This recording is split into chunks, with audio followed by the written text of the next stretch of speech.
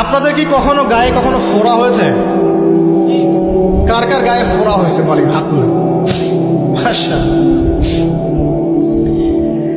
কেমন ব্যথা? ফোড়া ফেটে গেলে কি বের হয়? রক্ত আর পুঁজ বের হয়, তাই তো? একটা হাদিস পড়েছি, রাসূলুল্লাহ সাল্লাল্লাহু আলাইহি ওয়াসাল্লাম বলেন সাল্লাল্লাহু আলাইহি ওয়াসাল্লাম যে জাহান্নামে আমাকে মেরাজের রাতে জাহান্নাম দেখানো হয়েছে। মেরাজের রাতে আমাকে জাহান্নাম দেখানো হয়েছে। তো সেখানে আমি দেখলাম যে কিছু মানুষকে এই জাহান্নামীদের রক্ত আর পুঁজ খেতে দেয়া হচ্ছে।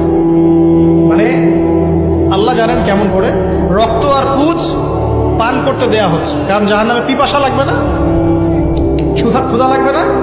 ক্ষুধা লাগবে। খাবার খেতে চাইলে জাক্তুম, আর পানি খেতে চাইলে হামিম, গরম উত্তপ্ত পানি। আর যে রক্ত আর পুঁজের একটা মিশ্রণ খেতে দেওয়া হচ্ছে। তো নবী সাল্লাল্লাহু আলাইহি ওয়াসাল্লামকে সাহাবীরা পরে জিজ্ঞাসা করলেন, ইয়া রাসূলুল্লাহ, কোন পাপের কারণে তাদেরকে এই শাস্তি দেওয়া হচ্ছে? নবী করিম সাল্লাল্লাহু আলাইহি ওয়াসাল্লাম বললেন, তাদেরকে এই শাস্তি দেওয়া হচ্ছে একটা পাপের কারণে, সেটা হলো মাদক দ্রব্য সেবন করা। আর ওই পানীয়টার নামও নবীজি বলে গেলেন, তার নাম হচ্ছে তিনাতুল খাবাল। কি নাম? তিনাতুল খাবাল। এই তিনাতুল খাবাল মানে জাহান্নামীদের রক্ত এবং পুঁজ, এটা খেতে দেওয়া হচ্ছে মাদকদ্রব্য সেবনকারীদের জন্য। আল্লাহ রাসূল সাল্লাল্লাহু আলাইহি ওয়াসাল্লাম বলেছেন, কোনো ব্যক্তি যদি মাদক সেবন করে তার 40 দিনের নামাজ কবুল হবে না। সে যদি আবার তওবা করে ফিরে আসে, আল্লাহ পাক মাফ করে দিবেন ইনশাআল্লাহ। যদি আবারও মাদক খায়, আবার 40 দিনের নামাজ কবুল হবে না। তারপর যদি আবার তওবা করে, আবার আল্লাহ মাফ করে দিবেন ইনশাআল্লাহ। তারপর যদি আবার মাদক খায়, আবার 40 দিনের নামাজ কবুল হবে না। তারপর যদি আবার তওবা করে, আবার আল্লাহ মাফ করে দেবেন। তারপরে যদি আবার মাদক খায়, তখন আল্লাহ রাব্বুল আলামিন তাকে তিনাতুল খাবাল পান করেন। প্রিয় ভাইরা, আপনারা মুসলিম না? আমরা মুসলিম না? মুসলিম যুবকদের সবচেয়ে সেরা অস্ত্র হচ্ছে ঈমান এবং নৈতিকতা।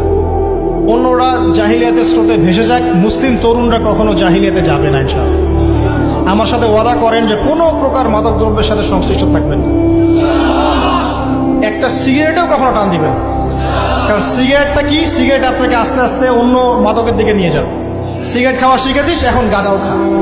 গাঁজা খাওয়া শিখলে এখন ওটা খা, এই করতে থাকে। এক পর্যায়ে আপনি এখান থেকে আর বের হতে পারবেন না।